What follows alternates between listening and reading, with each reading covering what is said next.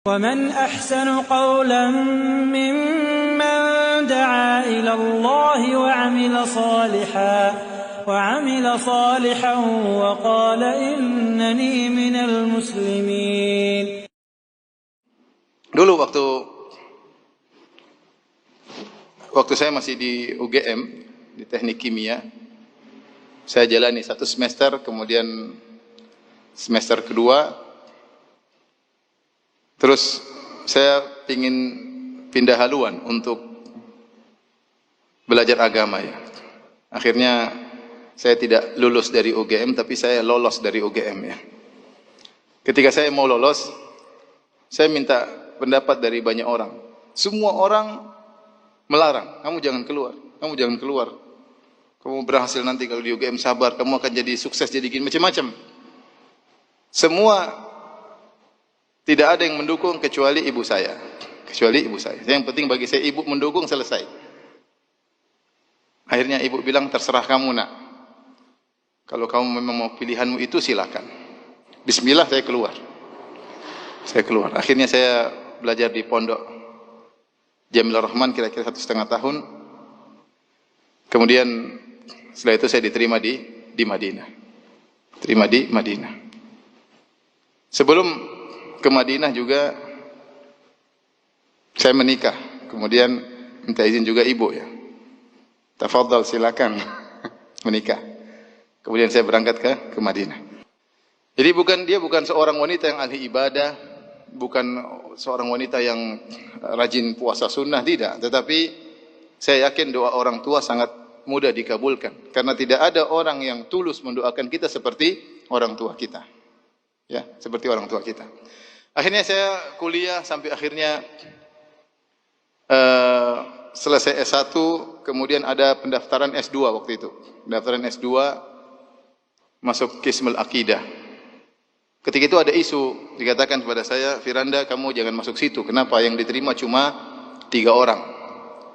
Akhirnya saya bilang, teman-teman bilang, teman-teman orang-orang Arab bilang, Firanda, kamu jangan daftar situ. Yang terima cuma 3 orang. Saya bilang, tenang aja. Yang terima 3 orang, saya nomor 3 insya Allah. Kamu gaya sekali, tenang aja. Saya dalam hati, saya punya ibu yang akan mendoakan saya. Saya punya senjata yang paling kuat.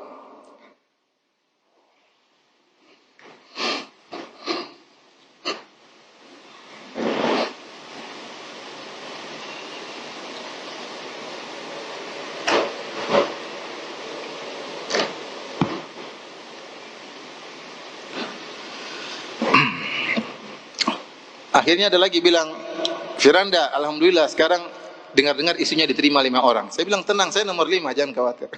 Jadi mereka, teman-teman saya tambah jengkel. Kamu sombong banget, tenang aja, saya nomor 5.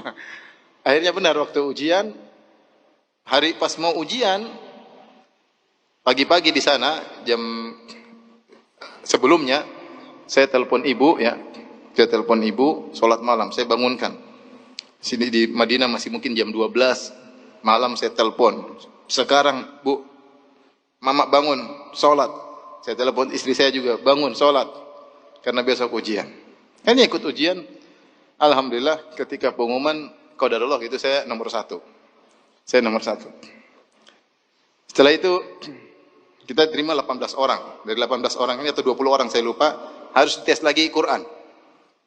Yang terima rata-rata IP-nya 5. Kira-kira di Madinah IP-nya 5. Saya IP cuma, saya lupa 4,8 kalau nggak salah. Teman-teman saya banyak IP-nya 5 ketika itu. Kalau nggak salah berapa hari kemudian ujian Quran. Ujian berikutnya. Wah, ujiannya susah. Rata-rata teman-teman menyetor 30 juz. Saya cuma ngambil kadar minimal 5 juz. Saya nggak punya banyak hafalan. Kamu Firanda berapa 5 juz? Oke. Kita hadir. Yang menguji pakai e-call, kemudian tegang, satu orang ditanya, mengerikan, saya lihat dari luar, mengerikan nih, gimana saya bisa jawab atau tidak. Jadi kondisinya menegangkan. Akhirnya saya telepon ibu lagi, saya punya senjata. Mak, sekarang mak berdoa. Sekarang. Anda lagi, saya bilang nama saya Anda lagi ujian. Kenapa Anda? Sekarang lagi doa. Mama sekarang berdoa ya, sekarang mak. Terus saya matikan. Mama saya berdoa, mungkin sekitar 5 menit, ada syekh lewat. Firanda, kamu ngapain sini? Ujian Quran. Mana? Sudah, kamu sama saya aja sini. Akhirnya cuma surat Al-Baqarah ya. Akhirnya saya diterima. Ini maksud saya doa orang tua itu sangat penting. Kemudian ketika saya selesai S2, ada pendaftaran S3. Saya sudah capek belajar ya. Antum juga mungkin capek belajar ya. Saya sudah capek belajar. Tiap hari ujian, saya nggak mau. Saya mau uji orang, masih uji terus, saya nggak mau. Akhirnya saya bilang sama istri saya, yang saya cintai, saya bilang, sayang, kayaknya Abi udah nggak mau kuliah lagi, nggak mau lanjut. Capek belajar terus. Jadi saya menangis. Masih pingin tinggal di Madinah. Udah capek, udah pulang aja kita di Indonesia udah. Kita dakwah udah capek, belajar disuruh belajar ini, belajar capek. Istri saya akhirnya nurut ya, sudah, dia pulang. Tapi ada mama, saya harus bilang dulu, Mak, saya bilang nama saya Anda ya, Mak, Anda mau pulang. Kenapa? Gak lanjut, enggak, capek Mak, belajar capek. Kata mama saya, kata ibu saya, sudah, Anda masuk aja ujian. Pokoknya masuk aja ujian. Terima nggak terima, masuk ujian. Kalau nggak terima pulang. Sudah, akhirnya saya masuk ujian dengan kurang persiapan. Karena memang saya niatnya mau pulang. Karena melaksanakan nasihat orang tua, akhirnya saya masuk ujian. Waktu itu ujian sekitar ada 80 orang atau 100 orang, saya lupa. Dari berbagai kota di Arab Saudi. Mereka datang ke Universitas Madinah untuk masuk ke S3. Karena diterima 10 orang. Diterima 10 orang. Saya masuk itu ujian 3 jam. Kalau saya lupa, coba tanya Ustaz Abdul Roy, saya lupa. Waktu itu saya ujian bareng Ustaz Abdul Roy, masuk S2 ke S3. Hafizahullah Ta'ala. Kemudian ujian mungkin baru sejam, saya sudah keluar. Teman-teman sampai tank masih minta tambah waktu. 3 jam mereka masih kurang waktu, 1 jam saya sudah keluar. Saya keluar, 2 hari kemudian, 3 hari saya agak lupa, ditelepon. Firanda Ta'al. Kenapa Syekh? Kamu diterima. Lah, kok bisa? Saya datang. Saya tahu saya nggak bisa jawab. Yang penting saya jalankan perintah orang tua. Kemudian saya dipanggil ujian, saya tidak persiapan. S3 minimal 10 juz. Kalau mau masuk minimal 10 juz. Waduh. Itu besoknya. Jadi hari itu saya dengar, besoknya harus datang. Hari itu saya murojaah. Murojaah cuma dapat 9 juz. Nah, karena lupa. Saya memang tidak ada persiapan untuk ini. Jadi saya cuma bisa 9 juz. Saya sampai tiba di tempat ujian, saya bilang, saya sudah murojaah dari kemarin cuma 9 juz. Kamu hafal Maryam Kahfi enggak? Hafal, ya itu 1 juz katanya. Pas 10 juz. Jadi banyak hal-hal yang sulit yang saya hadapi, tapi saya punya senjata doa orang tua. Ketika orang tua saya sudah 2 hari tidak ada, baru saya merasa agak berat. Ada permasalahan-permasalahan yang saya hadapi seperti berat. Karena senjata andalan saya sudah tidak ada. Rahimahumullah. Oleh karenanya, ikhwan, mumpung masih punya orang tua, ya, berbakti kepada mereka sebakti-baktinya ya. Sebisa mungkin, saya bukanlah anak yang berbakti, tapi orang tua saya sayang sama saya. Karena ibu saya, sejak saya kecil, dia tidak pernah cubit saya sekalipun. Tidak pernah. Maksudnya saya agak badung-badung dikit, tapi dia tetap doain saya. Tetap doain saya. Nah, antum ambil hati orang tua, minta doa kepada orang tua, dan itu doa yang terbaik. Ya, kata Nabi sallallahu alaihi wasallam, "Thalathu da'awatin mustajabah la yashakka fihinna." 3 doa yang pasti dikabulkan, tidak diragukan lagi. Doaul walid li waladihi. Doa orang tua kepada anaknya. Ketika saya munaqasyah S3, terus saya lulus, saya dipanggil oleh dosen penguji, yaitu Syekh